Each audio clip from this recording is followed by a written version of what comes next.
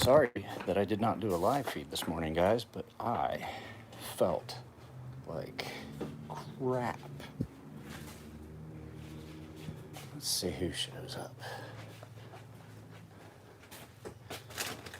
If anyone shows up. It's just been one of those days. Mr. Thorne. It still says there's no one here. How are you?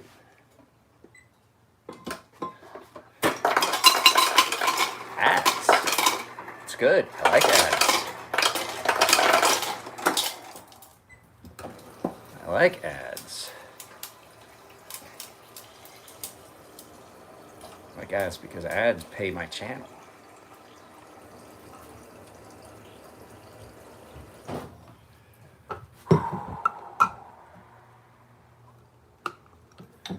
Don't like non-skippable ads. Well, here's the thing. I'm not gonna lie to you guys. I started putting non-skippable ads in because YouTube was putting them in anyway. So what they would do is they would add, if you didn't allow non-skippable ads, they would just add like one or two in. And I'll tell you, and people are like, you got non-skippable ads on your videos. It's like, no, I don't.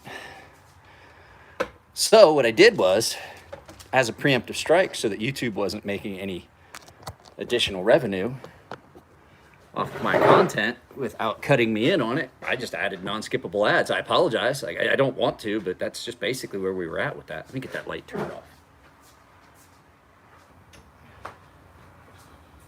It didn't make sense to me to allow them to do something and then make money off of it and not give me a portion. So I had a cluster headache this morning. I almost like by the time my wife got home, I think it was starting to fade. I don't remember hearing her come home. I took some medicine and I slept from 11:30 till almost 3, and I still have a headache, but it's nowhere near as bad. Like, I'm functional now. I'm not just laying in bed. I woke up and I was like, if it had not been better, I was going to have her take me to the hospital. The only reason I didn't go to the hospital was my kid is not old enough to drive, and I couldn't see to drive. It hurt so bad.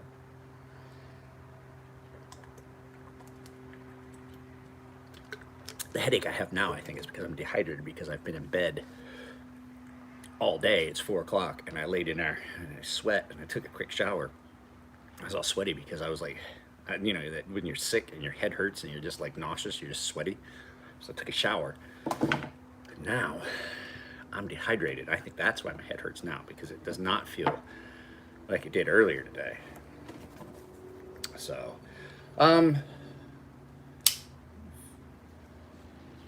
yeah. Well, I'm sorry to hear that, Jeremy. That I know that sucks. Like I said, I had sciatica. I was in bed for like 2 weeks. Whew, got that shiver. You ever get an itch in your ear and you get the shiver? There's going to be a revisiting video on my Cold Steel Spartan because I've had this thing out and been using it, and I love this knife. What cat? We have inherited a cat. Again, I don't know if I've showed you guys this yet. Hello. It doesn't really make any noise when it meows. It goes.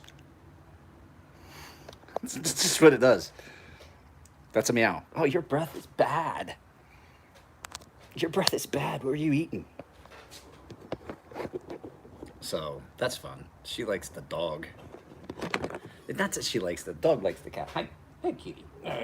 Just daughter named it Tab. So, well, I'm glad those shots worked.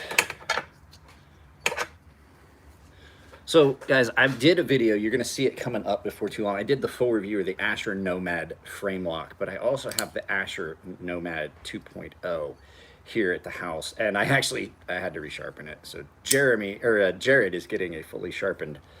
But these are basically the same knife. I don't know if I'm going to do a first impressions on this knife because it is so, I mean, it's basically the same knife. For all intents and purposes, they are the same. They're almost the same weight.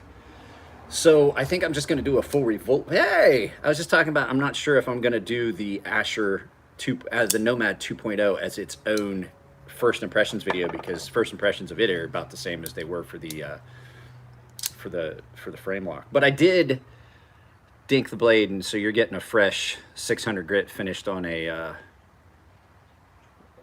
ultra fine ceramic. So that's what I remember. I was telling you that, Jared. This is what those edges look like when you do them on 600 grit and then finish them on ultra fine. So they come out pretty mirrored, but they don't feel. Come on, turn back around. They don't feel slick. They don't feel slippery. Like they bite. It's just trying just to take your fingerprints off. So I'm sending it back to you because I was trying to do something and I was a dummy. There's, I don't know if you've noticed it, and I'm definitely gonna mention it in the video. There's a spring. See that little thing sticking down there? One of those springs sticks way out, and I was trying to like push it up, and I was messing around and the blade closed down and hit the forceps. I was using a set of forceps to try and push that spring down, and I'm like, I think that spring is just a little too long. I was thinking about taking it apart and just clipping that spring, but it doesn't hit the blade, so I'm not that concerned about it. But yeah, that's a really good edge. I don't need to take it apart. It still works, and it doesn't touch the blade at all. Really doesn't. So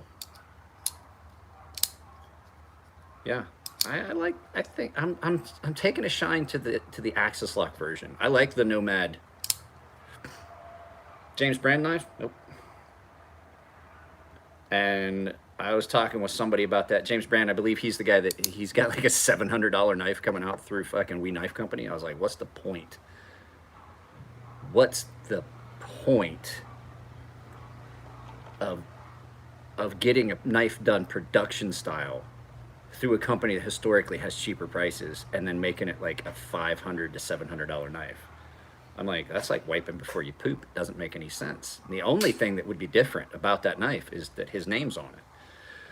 So I don't know. I don't know if maybe he just demanded a higher percentage of the overall take. So for We Knife Company to cut their, to break even, that they just did it as like, all right, we'll just tack that extra price. He wants to make this much money, we'll tack that extra price on there.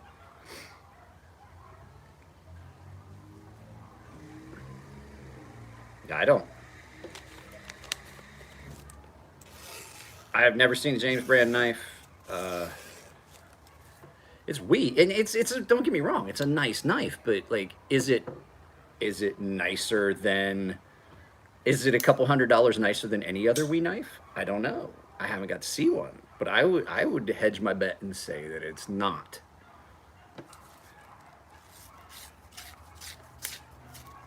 It's messing with the Grimsmo. I had to put a fresh edge on it because I cut a bunch of stuff, and it's got a really nice fresh 400 grit edge. Is it Reate? Okay, well, either way, Reate or We, I don't see it.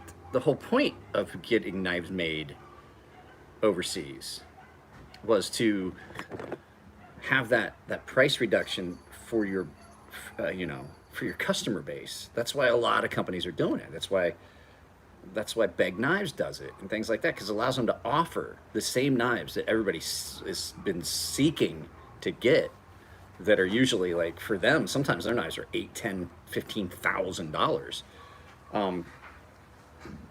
To be able to release the Bodega or the Glimpse and things like that at a price point that people could afford. That's why I'm happy about some of these more budget knife brands. Like I'm happy with the quality in these Asher knives. I prefer not to have an integral. I don't like integrals. I don't see the point in integral, because you know what? When you have an integral, that's more material, it's more weight. Some knives are heavy enough as they are. I don't like the Anthem. I hate the Benchmade Anthem. And high prices, not sending knives to reviewers, do anything with computer. Yeah, that's why you've never seen me have a James Brand knife. There's gonna be some stuff that pops up on the channel that I got solicited to review. They're basically paying for the item, and they're like, we'll send you this if you do a video. And I'm like, I will take that. So Yeah, like I said, apologize for it being. Yeah, it's not. That's not a QC issue. It's just that smooth. But it's if you do it and you just drop it, and sometimes yes, if you rotate it and it gets a little bit of extra, but you saw I dropped it just a second ago, and it doesn't always do that. But the fact is, like, people are like, oh, you put it in your pocket like that. I was like, you would not put it in your pocket like that, because you would close it and it would bounce like that. And the first thing you do is pick it up to put it in your pocket. You would flip it to put it in your pocket, it would drop open. Everybody would notice it. And the fact is, I walk mine shut because I don't want to have to replace the stop pin. It gets enough force there. I don't drop mine shut. I walk mine shut. I walk all my knives shut, unless it's an axis lock, and then it's just kind of fun. But it's not hitting a stop pin that way. So I don't see it as a QC issue. I see it as it's just that blade's heavy. It's got a really, really, really smooth action, and it hits that stop pin and bounces. And because there's 2 stop pins in there, so it hits that first stop pin. But like, it doesn't bounce out when you close it that way. I don't see it as an issue. And I like how everybody's coming to the fence with it, like, oh, it's a QC issue. I was like, they've done that for years. Yeah, I know who you're talking about. You're talking about Red Wolf. You're talking about Red Wolf EDC. And I commented, I was like, every knife in my collection, if you crank the pivot too tight, you lose your. He's like, well, the action and this and that. If you crank that pivot, he's like, that's a QC issue. Every knife, even the only knives I can say that truly don't very often do it, like you have to really try. There's 2 knives. The Sebenza, because the Sebenza, you can actually lose your action on a Sebenza if you crank it too tight, if you've got wrists and forearms like mine, and you've got, like, if you've done a day's work in your life, you can probably twist that pivot tighter than it's designed to be.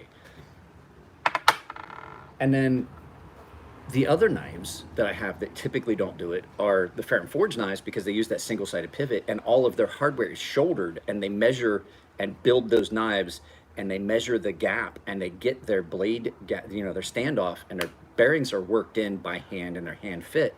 And with that shouldered stop pin that they use, it prevents you to crank that pivot down too tight. You really have to try real hard to screw a pivot down on a Ferrum Forge knife too tight. But every other knife on the market, I was like, I don't see your arguments. You just don't like the knife.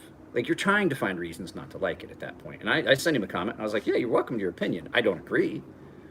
But I have a bunch of people like, you watch Red Wolf EDC's video, and you'll see that, like, you'll find things that you'll fall out of love with that knife with. And I'm like, I watched that video before I ever even got a Norseman.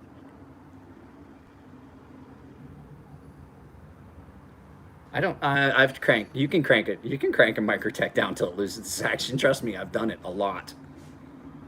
Out the fronts, they don't have a pivot. I got a little hiccup in the hollow that I'm trying to get. Trying to just strop it out. I think I can. I did not sharpen the. I didn't sharpen the hollow. Oh, but I said I put a fresh edge. Put a fresh edge on the front. So I've been playing with that, trying to get rid of that little hiccup that's in the. All right, I think I got it. I don't feel it with my thumbnail anymore. It was right about there. So, yeah, I get upset when people will overlook an issue with one brand of knife. Like, I know there's issues with this. I've mentioned it. The pivot comes loose. You have to Loctite it. The flipper tab can be a bit of an issue. I wish that it does have a sharpening choil now, but I wish it had a bigger sharpening choil. I wish that the pocket clip didn't. It's not real sharp, but it's just sharp. I've mentioned all these things about, in other videos. And so when I did why I love the Norseman, that wasn't in there. People were like, oh, so you just overlook all those things. It's just like, no, go back and watch. I've done 3 other videos about the Norseman before I did the 2 about this Norseman. I did a full sharpening. I did a impressions video when I had one come in for sharpening. It was the first time I'd ever gotten to handle one. And I did a love-hate relationship with the Grimsmo Norseman. So I've done 5 total videos about the Grimsmo Norseman. So I figure at that point, by the time I get to that 5th video, I've already laid out the things about it. So I just did what I love about it, what makes it great.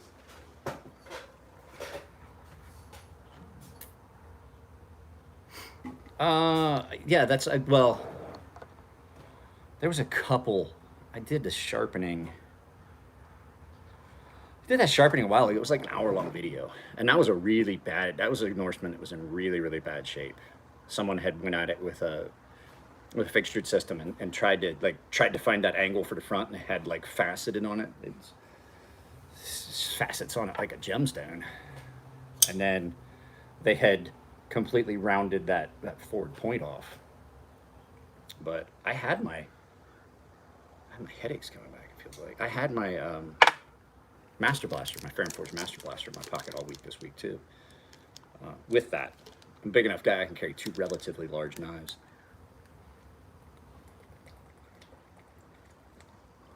So let's go ahead and get down to the bad stuff. I don't know if any of you guys saw it. I don't know if you even know who he is. Cliff Stamp passed away over the weekend. I'm pretty bummed about that. I talked to Cliff pretty regular. I text back and forth, we emailed back and forth. He followed my channel. He would jump in on videos every once in a while and make comments. But Cliff Stamp passed away over the weekend, and that's a big. He did more for metallurgy. Now he and I, yeah, the daddy of steel talk. I would talk with Cliff, and then we would vehemently disagree. He loved Maximet. He's the reason that if you have Maximet in your pocket, that's the reason you have it. I don't agree. I don't think it's a good knife steel. And he and I would argue back and forth, and we argued a little bit about the aluminum oxide being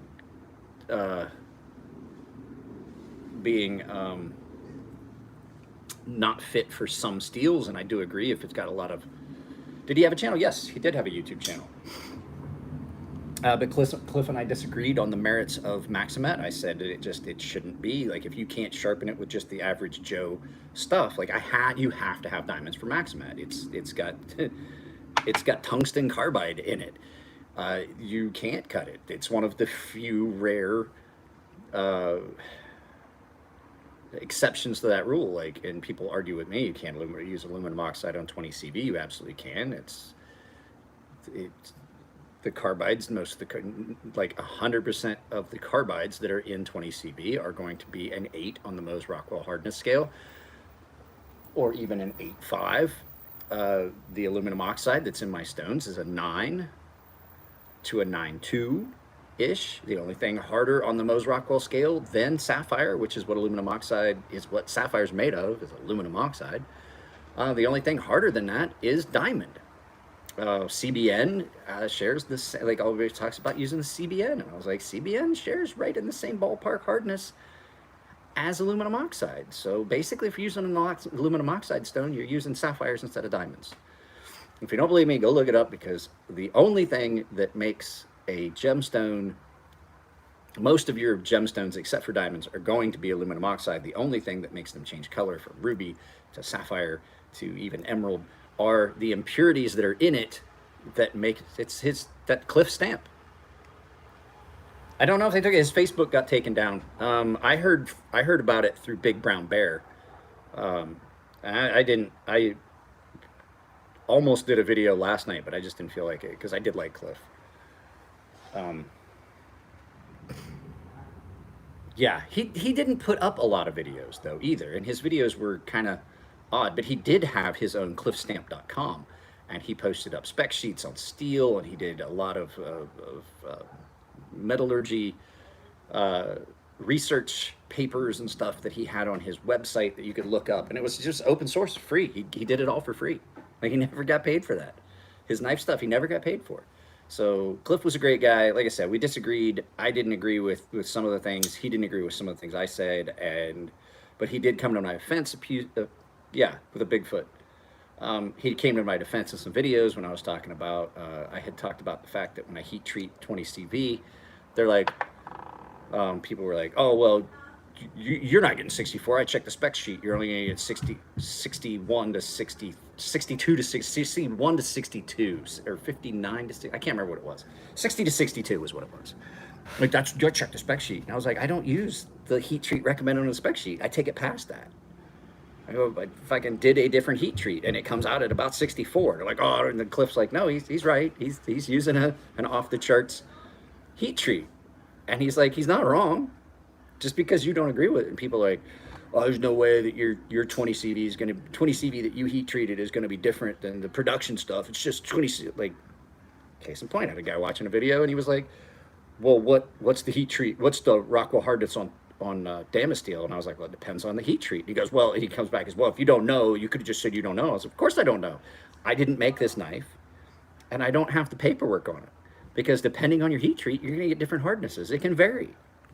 Like S35VN that Chris Reeve Knife Company, Chris Reeves does, CRK. They run their their S35VN a good bit softer than like We Knife Company does. As a matter of fact, I think it's 2 points softer. Which, and another thing is 2 points. I was like, well, 2 points, that doesn't matter that much. 2 points on the Rockwell scale, it's not a linear scale. It's like the decibel scale. It's not linear, it's algorithmic. And so the difference between 60 and 62 might not be as much as the difference between 62 and 63. You see what I'm saying? Like, those 2 points might not equal the difference between that one step up. It's a weird thing, which is, like, I'd say that, like, the Rockwell hardness is my least, I've done, you know, when I look at a knife, the Rockwell hardness of the steel is like one of the, as a matter of fact, the blade steel is like one of the last things I look at. If a knife fits my needs and it fits my profile of what I like and it's aesthetic and it works well, I don't care. Make it out of ATS. I have a couple knives that, remember when ATS 34 was like, that was the bee's knees. That was it. That was the super steel right there. Well, now if you use ATS 34, they're like, oh, this garbage budget steel. RWL 34 still a really good steel. Do you know who talks a lot about RWL 34, how good it is? Todd Begg talks about how nice it is, how clean it is, and it might not be like the super steel for the new of you know, the newest super steel, but it definitely still holds up. Todd Begg loves it. Could be because he works for Damasteel Labs now, but hey, who knows? They make that anyway. So, but guys, there's 8 people here. There was 12, and I still only have 5 likes. I hope that's what everybody's doing. Oh, we're leaving to go give you some likes.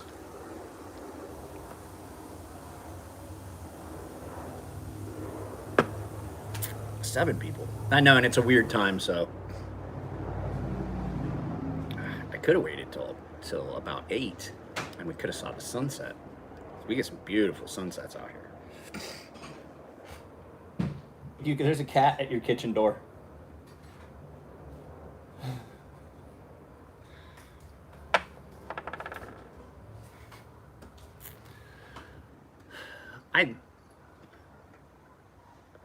It doesn't matter how Cliff died. It really doesn't. And that's the same thing when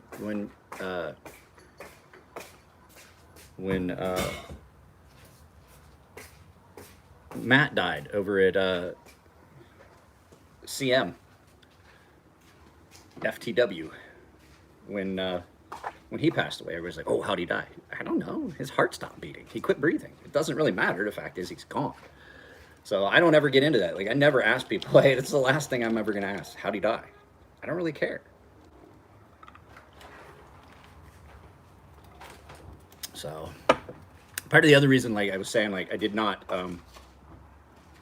get the live feed. I know I put up a community post saying I wanted to try and do it around 4. A live feed today around 4 because I didn't feel good earlier today. My mother has surgery first thing tomorrow morning, and I wanted to talk to her.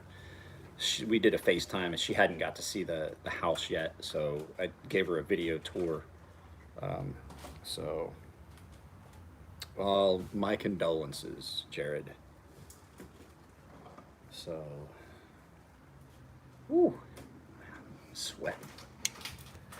I think I just started sweating because I didn't have any fluids in me, and now my body's like, hey, we can actually turn on the cooling pumps. He's got water in him again. I drank that Gatorade, my headache went away. I don't think it was the same headache. I think this was a dehydration headache.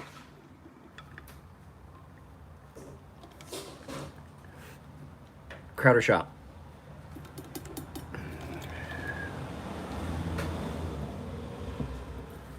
Steven Crowder has surgery this week. And the dog likes it. We finally got everything up. My wife had been sleeping on the couch basically since we moved in because she wanted to get everything put together and everything cleaned up. She didn't want to go up and downstairs.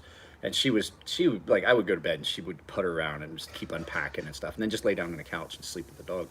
Because she didn't want the upstairs was clean and she didn't want the dog coming upstairs and dragging stuff. So once we get the whole house cleaned, the dog started sleeping upstairs again and sleeping in the kids' room and sleeping in my room and sleeping on my bed and on the couch. But the dog loves having the yard, and the fact is we've got like we told the landlord as part of the agreement for us to live here, he had one request, which was that we feed the cats. And I was like, I like cats. You guys remember I used to my cat went for a walk with us. So I'll address that in a second, Neves. So the dog loves it because the dog loves cats. Like she's elated that there are kitty cats in the yard. You just see her like she goes to the door. She's like the cats are here, and her tail gets to wagging. So the dog loves it. The daughter did not have to change schools. Jared, my daughter is in a charter school that is all online except for 1 day a week. She goes 1 day a week to a physical class, and she's there from 2:30 to 5:30 every Monday. So she did not have to change schools. She just started she has stuff that she has to catch up on that somehow she was not completely done with. It's something that she has to do. So she doesn't get a summer break. The school is closed. I want to tell you, the teacher's on break for right now, for like a week or two, but my daughter still has stuff that she has to continue to do, and she has testing on units and things like that. But she only usually has to do like 3 hours of school a day, maybe, and then the rest of the day is spent. Well, I mean, that's not a change for her. She's been doing that for a year now, more than a year. We started that in end of 2019, I want to say. And so she didn't finish the 2019 school year. She finished her 2019 school year at this online school. So it's a charter school. So the curriculum does not include the things that I don't want her to see with the neighborhood. Yeah, she likes it here. I mean, we have the yard. She gets to go outside and play. We've got the dog. And there's just a bunch of stuff. Like she hasn't had a chance to go out and like meet any of the neighbors or anything, any of the neighbor kids or anything like that. But they're all off for summer now, so I think she will. She goes to go for a run. She basically has a nice track. So she goes on a morning run every day at 7. It's really nice here. It's quiet. It's a safe neighborhood compared to our other neighborhood. I looked up the crime stats before we moved in because, that's just me. That's what I do. So, yeah, it was, I think it was a good move. And it's so much cheaper to live here for us than it was at the other place. I don't have to pay that exorbitant HOA fee. So, and I don't have to mow my own yard because I have a landscaper. The landlord pays for it. He lives right across the school. Yeah. So there's no stuff in the curriculum that I would oppose. I don't want her being subjected to critical race theory. I don't agree with it. Take that at face value as you would. I just think that it's more divisive and it splits us up more than it should. And I don't want her having to. I don't want her to be picking up those things that I think are something that is detrimental to our culture. I try to be careful how I say those things because the last time I said it, if you guys remember, YouTube turned off my impressions for 2 days. I went from 18,000 impressions a day to 0 for 2 days. Remember that, Jared? Remember posting that up? I'm back up to 100, 130,000 impressions every 28 days, I think. I don't know. I'd have to look back at my analytics. Yes, it was ridiculous. 2 days. 2 days they shut it off. Yep, it has. That's why, guys, almost all this content, God, I want them to start doing live feeds. I want them to start doing live feeds on Full30.com. I could, if I could start, if I could get a paycheck from Full30 like I do from YouTube, I would perfectly be fine with leaving. Beardo the Weirdo. Yeah, I'd be perfectly fine with shutting this channel down and just leaving up the videos, just not produce any more videos for YouTube, and just leave these videos here to continue to collect income, because I do. I get income on all my videos that are monetized. So the more videos I do, the more it goes up ish. Usually the newer videos are what make the lion's share of the income on ad revenue. But I also have that stuff available on Full30.com, and I can do whatever I want over there. They don't care. As long as I'm not inciting a riot or calling to violence or saying actual hate, Yeah, I have another channel. It's on another platform called Full30.com. It's a Second Amendment free speech. It's a First and Second Amendment platform. They don't censor your content unless it's out and out hate speech, or if you're inciting violence against, just they have terms and services. They're very, very, very easy to deal with. The forums are fun, but they're kind of hard to navigate. I kind of got upset the other day. I posted something and like, oh, we moved it to this section. And I was like, okay, you guys told me that the open carry section was for everything else. I was like, because you have an opinions area that is, hey, later, Jared, I'll tag you in any of these videos. I think that a knife that I sent to the Knife Junkie is going to be in his video tomorrow. I sent him a gift. Couldn't sell it. Figured out, guys, I have 2 of my little neck knives that are for sale. I've posted it up several times. I've had them for a year. No one has bought them. If you guys would like one, I have one that is satin and one that is tumbled. If you would like them, they're $120. And if you need a sheath for it, I can point you in the direction of 2 sheath guys. I don't really want to do the whole send it off, get a sheath, send it back to me, and then it's just shipping. So I can point you in a direction for a guy that can do leather, and I can point you in the direction of a guy that can do Kydex. So it's really frustrating when you've been trying to sell it. That's why people are like, why don't you make more knives? I can't sell the ones that I have done. I got knives that I can't even sell. People won't buy them. Where can I look at the knives? Hang on just a second. They're right here. I am going to grab them, and you can see them right now. They're my little dashi, my Viper dashis. That's a template for something I was thinking about doing. And it got modified into something else. Yep, they're in 20 CV. 20 CV at 64 Rockwell. They are a chisel ground. That's the satin. A rock pattern on a spine. And they are chisel ground. And people are like, oh, those are really thick. I bet they don't cut. These cut like a champ. Because with chisel ground, you can have a really thick, because you're not going to be able to break that. You can have a really thick edge. That is terrifying. So it's just a straight chisel edge. That's the satin. And this one is the tumbled. So as you can see, tumbled, rock pattern. I'll set them down and take a picture. I'll flip the camera around for you, but that one needs stropped. That doesn't.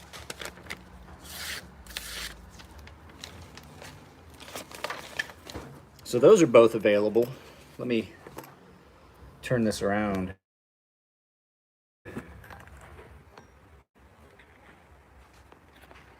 Let's turn this around and show you. So that's what they look like.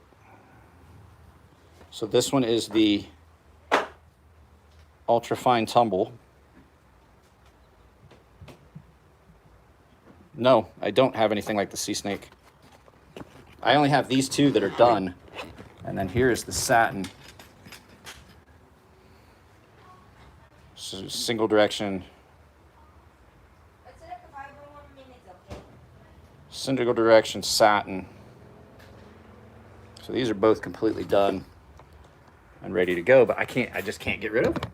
Like I said, I can't but these were designed to be neck knives. You can get a loop and put on a soft loop on the Kydex sheets. Buddy Nico has one and he loves to carry it that way. I just don't think that something that small on a belt would be what I would want. But they're absolutely a 20 CV. Yeah, I did post them on Instagram and Facebook and Instagram and Facebook for the last year. I post them up once every couple months. Just remind people they're still available. They've just been sitting in that box in those little tacos for a year. Yes, I post them on Instagram. I did post them on Instagram. If you find my profile on Instagram, you can go look at them. I did a little bit of better photography on them that way. They're really attractive little knives. The one that I gave to Bobby over at the Knife Junkie was a black coated and tumbled version. So I have 2 more to make. And then I'm out of the steel for those. And then I've got some other steel. I'm working on doing something that's a little bit out of my comfort zone. I'm gonna do something that has I'm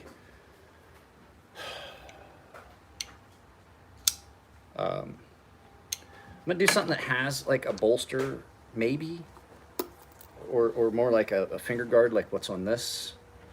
I'm thinking about doing something really similar to this, which is a nice thin camp knife size buoy. I'm thinking I'm gonna try and do one. I just gotta figure out how I'm gonna get that on there. How big are my hands? I wear XXL gloves. It's not integral. It's a separate piece. It's hammered on there, and it's because it's not steel. I think it's nickel, silver, or aluminum. I'm not sure which, but it's a different material. It's not integral. I was thinking about brass because I think I can hammer brass on there. It has a slot for it, yeah. And I'm just but what I'm trying to figure out is how, because the slot is pretty narrow. I'm trying to see how they got it on there, and I don't want to take it apart. But you can definitely see that there's a physical seam there. So, I mean,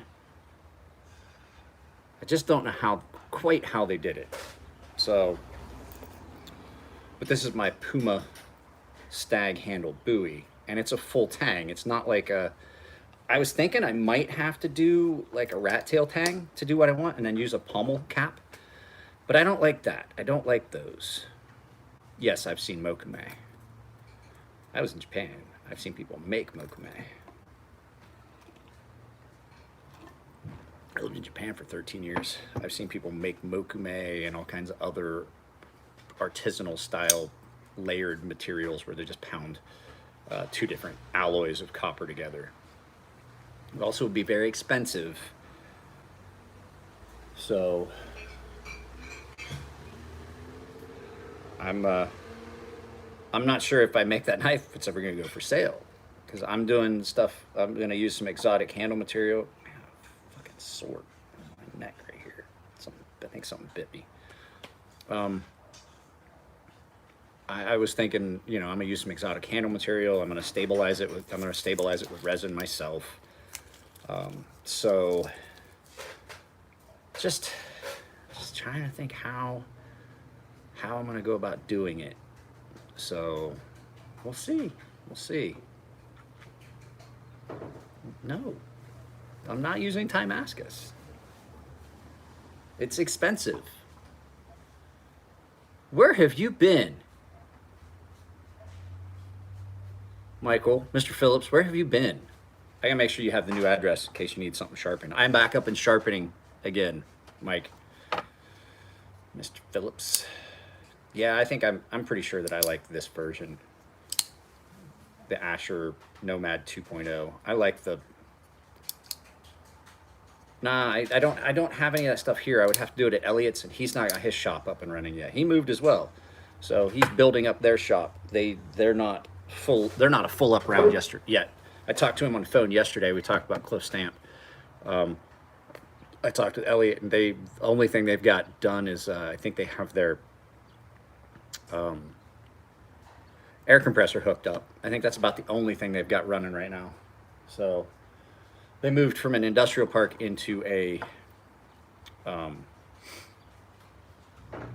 residential garage. So there's a lot of stuff.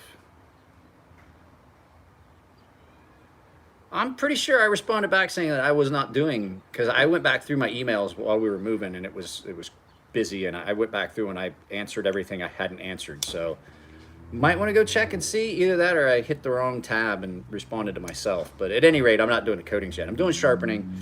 I might be able to do some anodizing here. Not 100% sure yet. Working out the details of that. My buddy Matt has an anodizing setup that I might just put here, and La Mesa El Cajon, but dealing with what? Chip to tip on a Sabenda that needs your love. Well, I am just down off the 905. I'm like the first, if you take the 805 south, I'm down in the area that's like right as you get off the 805 onto the 905, just past Palm. Real close to Imperial Beach. So it does not mean that all of y'all need to try and figure out where the fuck I live. I already have had to deal, and you know what? I don't say too much about it on here because it's well, I don't, I try not to. I always say that I try not to keep anything secret from you guys. I don't have any secrets on stuff, but there's some stuff that I just don't like. I don't key you in on everything. So we had an issue with Stalker, possibly another one.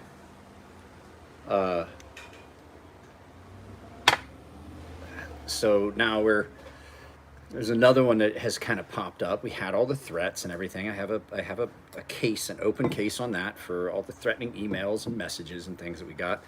So it's, there's a good chance that I'm gonna try to get a PO box for the business over to post office, just so that I don't have to deal with. Well, these were both male. Both of these weirdos were both men. So it's been a weird, last year was really weird. So I think we've established the second one is not necessarily a stalker, but definitely weird, and one of those ones that I'm like, I'm just not going to interact. Not going to let it get to a point where I interact with this person. So dealt with that, got phone numbers blocked, got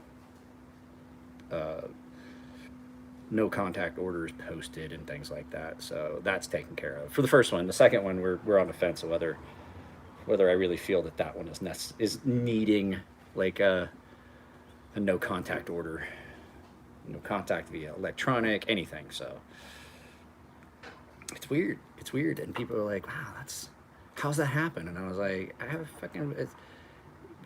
it happens to people on YouTube all the time, because I've had people go, oh, well, you're famous. Everybody in the fucking knife world knows you. I'm like, oh, I'm not. I got like 5,000 subscribers. I have 5,000 subscribers, but it doesn't take much. People will watch something and latch on and think that they have that. They think that they have that connection with you because of the way you come through on video. And there are people that have these issues that they're like, oh, I'm like, he's talking right to me. I'm like, no, I'm absolutely not. So I do have to say now, though, I don't know when it happened, but we are not an all-male channel anymore. We now have 2.3% female membership and female viewership and subscriptions. I didn't know. I was like, oh, well, that's weird. It went from 100%. Only when I use your name, Mark. Only when I use your name. If anybody, it's like I'm stalking you guys. I'm talking to you guys.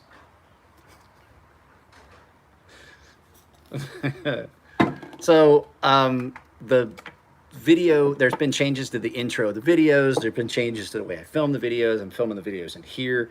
There's a backdrop. You guys haven't seen all of them yet. It's going to be interesting. There's some fun stuff that I did. I started putting up. Now, I don't know how well this is going to play. I don't know how you guys are going to like it. But what I started doing, you'll see it in, I think, the video that goes up tomorrow. So the video that goes up tomorrow, you guys will see it. And what I've done is I play a video of a channel that I watch. So I pick a channel that I watch regularly. One of the channels that I'll like go to. So be it like ClickSpring or Zedrec29, T or whatever.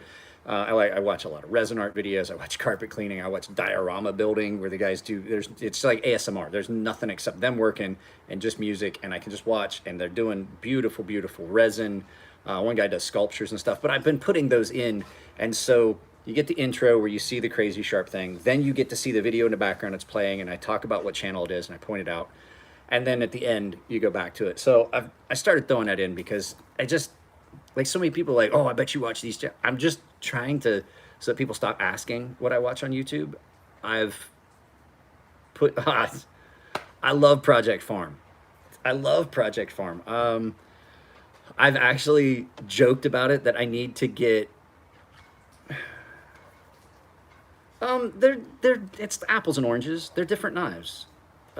This, I could do a head-to-head competition, because they're the same knife, and there is going to be a versus.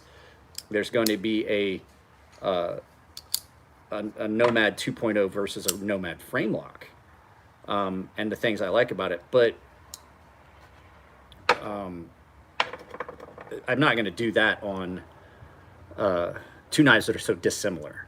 I mean, they hold some similarities, but the dissimilarities between the two are greater. So it's apples and oranges. The only, the blade shape's different, the action's different, the detent's different. The only thing they share is that they're washer run knives and they have similar feeling action. So I don't like to try and compare, like the Farron Forge knives are super, super smooth, but they're not like this drop shot. I wouldn't try to compare my, my super, super smooth, Farron Forge Master Blaster to this. They're two completely different things. So, but no, it was kind of cool that we could put those up there. And knife destruction videos. I was talking about Project Farm for a while. I had told people I was going to get one of those collapsible Fisher space pins like he uses to point things, and I was going to use it to point out knives. And I was just going to fucking throw out some props to him. I love Project Farm. I love watching that. My favorite ones are when he tests things. Like he tried to run, I think he ran a generator on camp fuel that time, like Coleman camp fuel, and I was like, wow, that's neat. What happens with, like, he did the one where he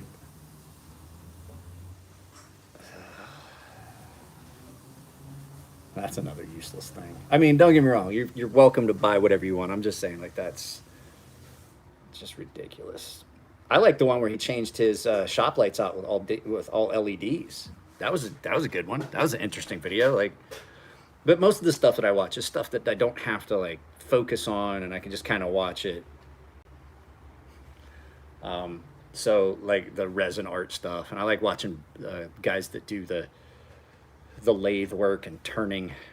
They do the epoxy, like dragon's eggs looking things. Ben's Works is probably going to get featured on the backdrop. So we'll nick some Medi and some of those other channels, because I watch a lot of that.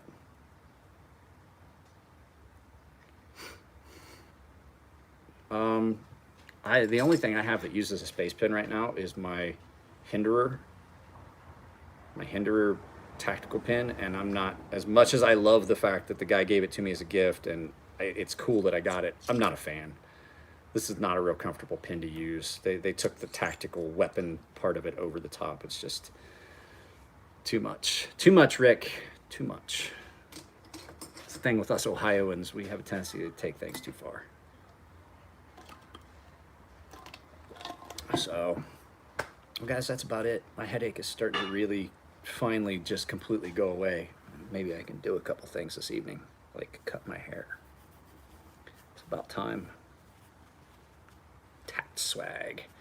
I don't like the tactical stuff. Like I see guys that, and me and my buddy Tito, we talk about this all the time. You see these guys that retire and they wear the tactical, they wear the 511s and the black polo and the fucking slick shades to keep their hair cut short. And they walk around with like a rigger's belt and boots, combat boots and stuff on, and they're retired. And I'm like, that's the shoot me first stuff. That's the shoot me first uniform. Because if I was a bad guy, because I had to think like this, you know, if I'm gonna rob a place, because I did physical security, crime prevention, all that stuff. If I walk into a place, I'm setting out to rob a place, I'm gonna look around. This is me. I'm gonna look around and I'm gonna think to myself, who's going to pose me the most problems? And if you're dressed like that, you're the guy I'm gonna focus on. That's the shoot me first uniform right there. You look like a first responder, you catch the first bullet. That's just how it's gonna play out. That's how it plays out. That's how criminals think. I typically like to wear jeans, a trucker cap, silkscreen shirt, flip-flops and brown socks. I try to be the least assuming looking person in that place.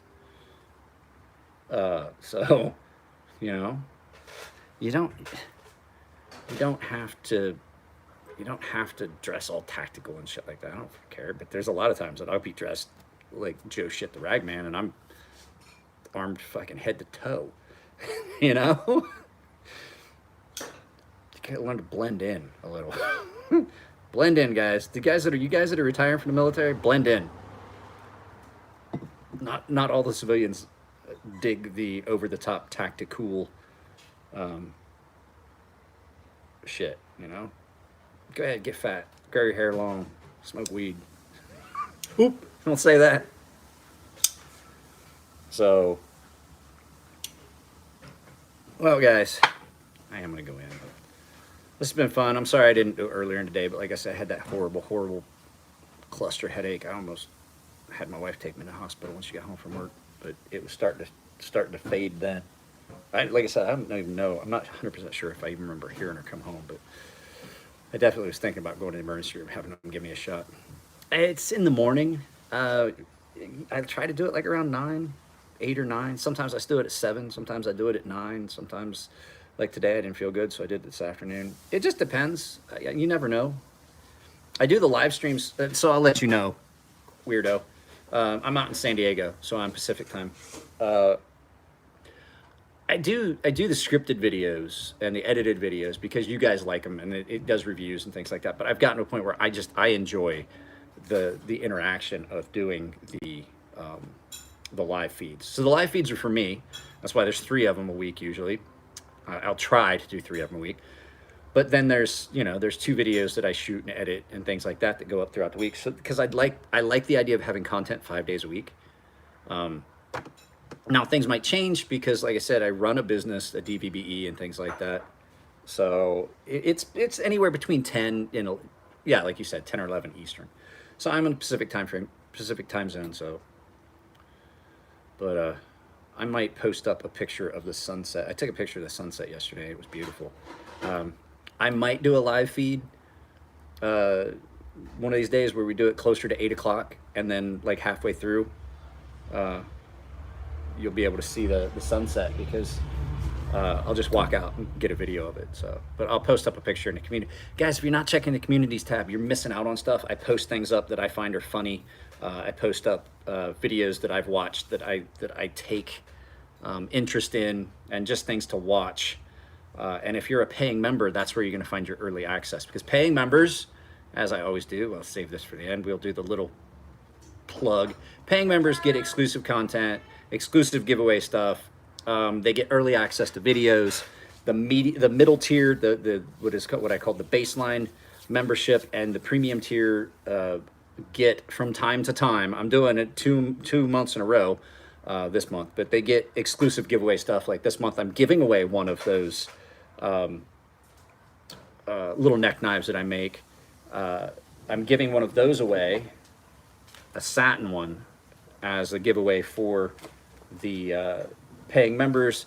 Next month, this month, the paying members are getting a Ferrum Forge Prolix new in box. The box has been beat around a little bit, but this is new in box. Elliot gave this to me to put on the channel as a giveaway. So, and if you're not a paying member, go find the video for the June giveaway, because I'm also giving away a CJRB Myalia on here. On here, Beardo the Weirdo, there is a membership link in the description of all of my videos, and also on my homepage. You can pick what your subscription level is, your monthly payout. But so everybody else, just for all the subscribers, here in June, you go here to find my June giveaway video I put up a few days ago towards the beginning of the month, and just drop a comment, and that's your entry into the CJR by Myalia. I apologize, I lost the case for it.